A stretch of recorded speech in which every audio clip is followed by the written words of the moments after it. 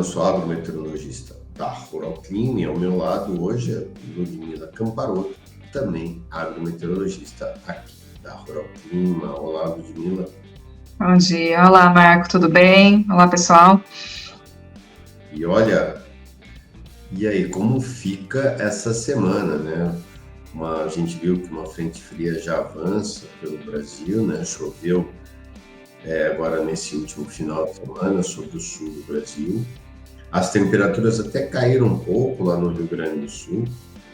No entanto, né, aqui na região sudeste, centro-oeste, ou seja, em grande parte do Brasil, o calor ainda impera. Mas me conta, Ludmila, como fica? Isso deve mudar, né? Isso deve mudar um pouco aí nesses próximos dias, né, Marco?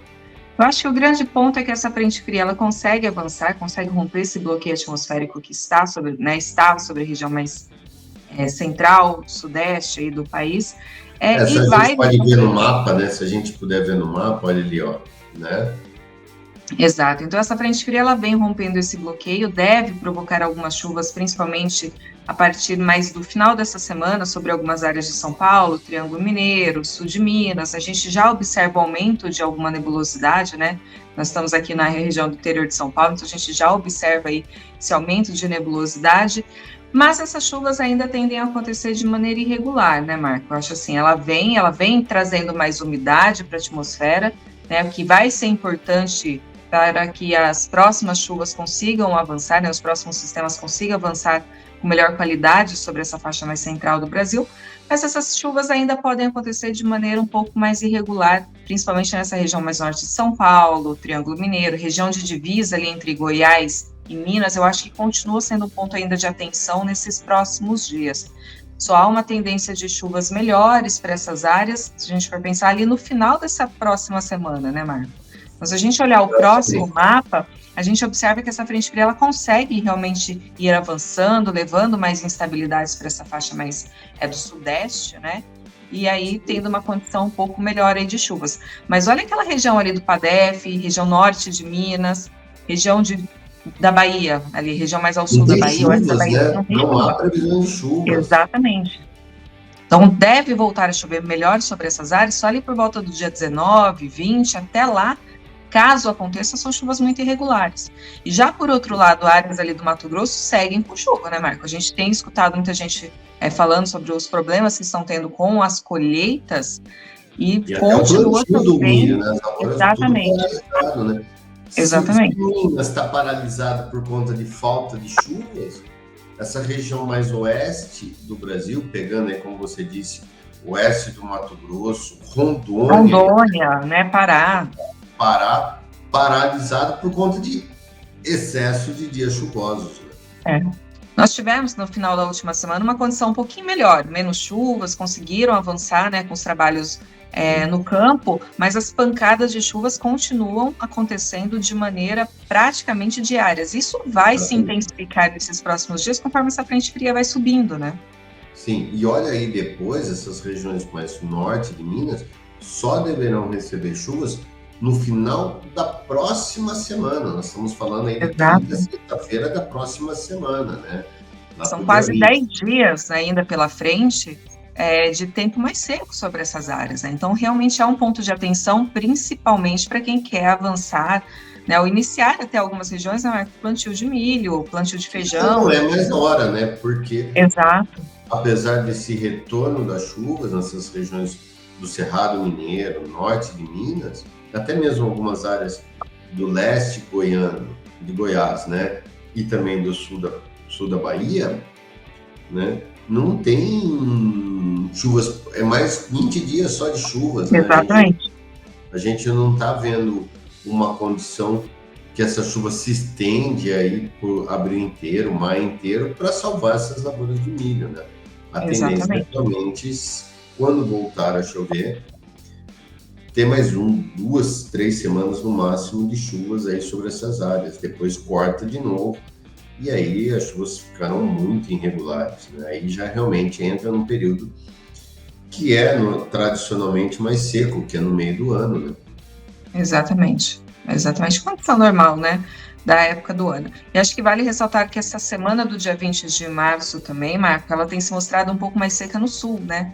Apesar de não ser uma Exatamente. ausência total, principalmente na faixa mais leste, litorânea ali, né, do Rio Grande do Sul, Santa Catarina, Paraná, São Paulo, essa região de Itapeva, sul, sempre chove um pouco melhor realmente, mas de maneira geral, essa região mais oeste, noroeste do Rio Grande do Sul, Paraguai, oeste, né, de Santa Do Paraná. Catarina e do Paraná, e mesmo sul do MS, pode ter uma semaninha aí novamente de tempo um pouco mais aberto. Exatamente, só dá uma olhada, né, no mapa aí. E aí, se a gente olhar o mês de abril, né, olha aí, o mês de abril se mostrando ainda com algumas chuvas no Brasil. Não é uma ausência, mas essas chuvas, principalmente no sudeste, centro-oeste, regiões mais norte da região sul, como o Paraná, sul do Mato Grosso do Sul, essas chuvas estão muito mais concentradas, esses volumes de chuvas, na primeira quinzena, não na segunda quinzena, né? Então a gente pode ter Exatamente. bons volumes de chuvas na primeira quinzena e na segunda já uma diminuição bastante drástica aí das chuvas nessas regiões de, que são regiões produtoras de segunda safra, como o milho, né? Então, Exato. muita Se vocês observarem essa região onde tem essa mancha verde mais clara, que é exatamente essa região que a gente vem falando ali do PADEF, região de Goiás, né, região norte ali de Minas, oeste da Bahia, sul da Bahia, que a gente tem uma condição, olha, dentro do mês de abril, é a região que vai secando primeiro, vai diminuindo, né, essa condição de chuvas primeiro. Como a gente sempre falou, né, Marco, não é que não possa acontecer uma pancada de chuva ali no final de abril, pode acontecer, né, às vezes uma frente fria ou outra consegue avançar e levar essas chuvas, mas essas chuvas estão muito mais concentradas, como você mencionou, nos 10 primeiros, 12 primeiros dias de abril do que lá para frente. Então, e se vier essa chuva no final de abril, início de maio, olha o tempo que já abriu, né, sem chuvas.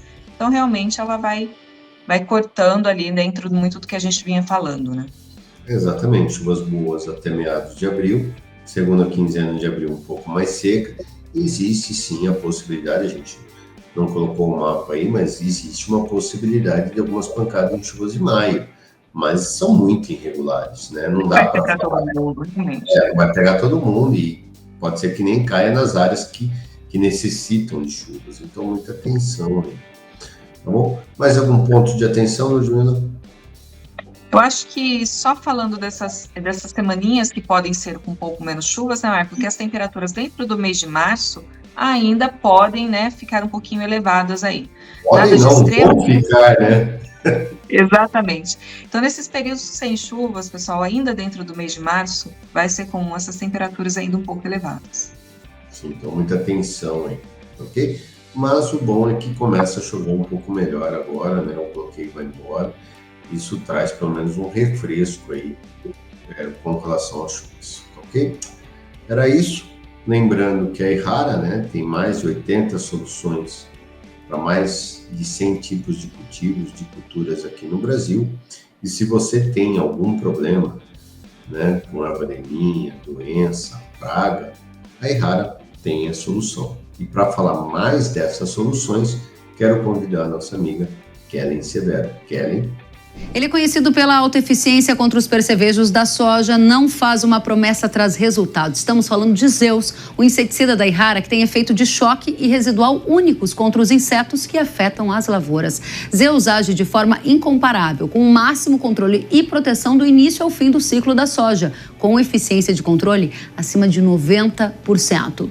E quando o assunto é percevejo, Zeus não deixa o espaço para dúvidas, leva o produtor a colher resultados, sendo uma ótima ferramenta para o manejo da resistência. Zeus não é promessa, é resultado. Acesse rara.com.br ou aponte o celular para o QR Code que está na tela e saiba mais sobre Zeus. Obrigado, Kellen, e obrigado a todos aí que ficaram até agora assistindo. Um grande abraço a todos e até semana que vem. Até a próxima.